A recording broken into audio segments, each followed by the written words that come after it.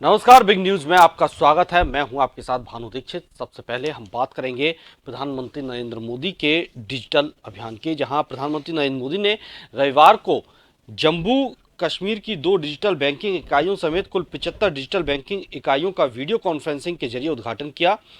इस अवसर पर राष्ट्र को संबोधित भी किया। बजट भाषण में वित्त मंत्री निर्मला सीतारमण ने वित्त वर्ष 2022-23 के बजट में देश भर के 75 जिलों में 75 डिजिटल बैंकिंग इकाइयां स्थापित करने की घोषणा की थी।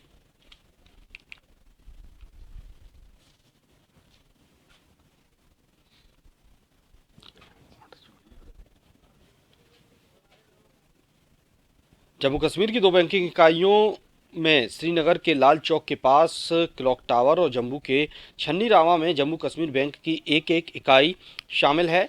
इन इकाइयों की शुरुआत के पीछे सोच ये है कि देश के हर एक हिस्से तक डिजिटल बैंकिंग की पहुंच हो। इस पहल में सार्वजनिक क्षेत्र के 11 बैंक, निजी क्षेत्र के 12 बैंक और एक लघु वित्त बैंक शामिल हो रहे हैं।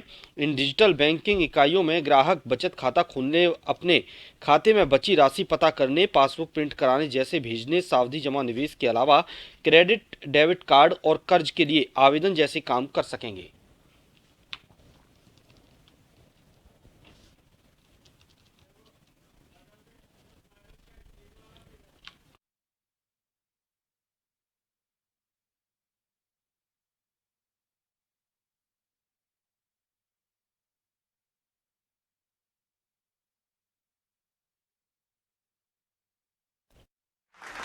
टेक्नोलॉजी का सही इस्तेमाल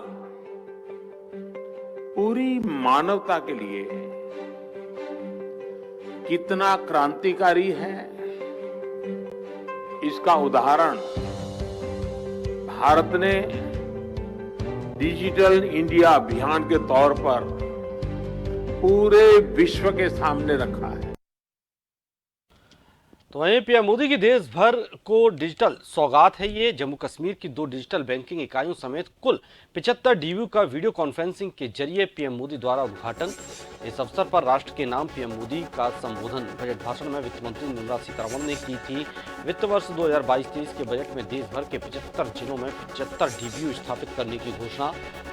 जम्मू कश्मीर की 2 बैंकिंग इकाइयों में श्रीनगर के लाल चौक के पास क्लॉक टावर और जम्मू के छन्नी रामा में J&K बैंक की एक एक इकाई शामिल है। इन इकाइयों की शुरुआत के पीछे सोच ये है कि देश के हर एक हिस्से तक डिजिटल बैंकिंग की पहुंच हो। इस पहल में सार्वजनिक क्षेत्र के 11 बैंक, निजी क्षेत्र के 12 बैंक और एक लघु वित्त बैंक शामिल हो रही हैं।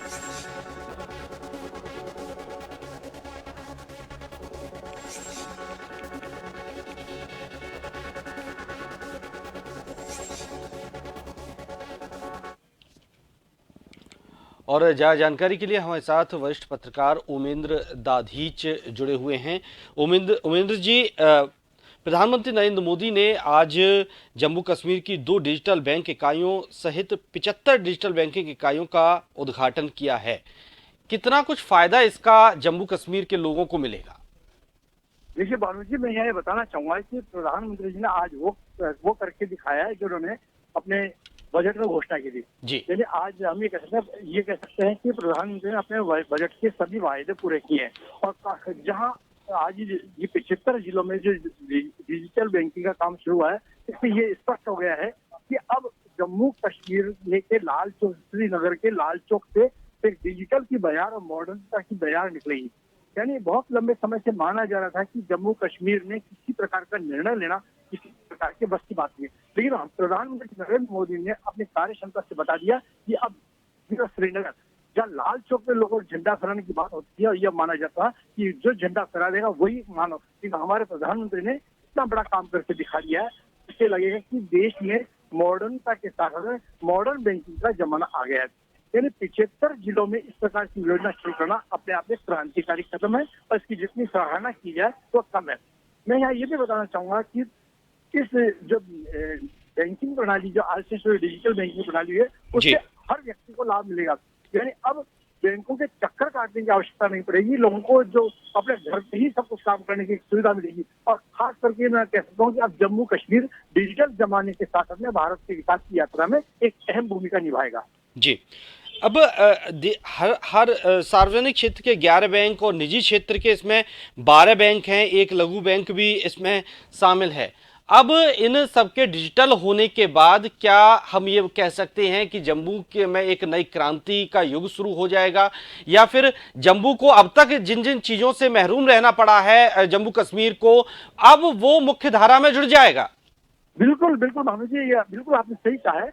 जम्मू कश्मीर में ये काम बहुत पहले ही होना चाहिए था, लेकिन जो मोदी सरकार ने बड़ा कदम उठाया है, इसकी जितनी सराहना की जाए उतनी कम है। मैंने पहले भी कहा कि जम्मू कश्मीर के लोगों को ही नहीं, ये 3 लेह लद्दाख के लोगों को भी लाभ मिलेगा, और इसके अलावा साथ देश के 75 जिलों में एक नई क्रांति आएगी। पहले हमें कह सकते हैं डिजिटल क्रांति का सूत्रपात हो गया है।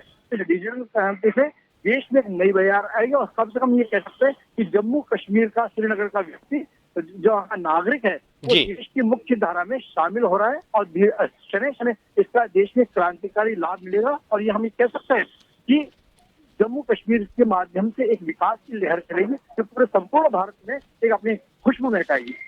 जी, बहुत बहुत शुक्रिया उमेंद्र जी आपका जानकारी के लिए।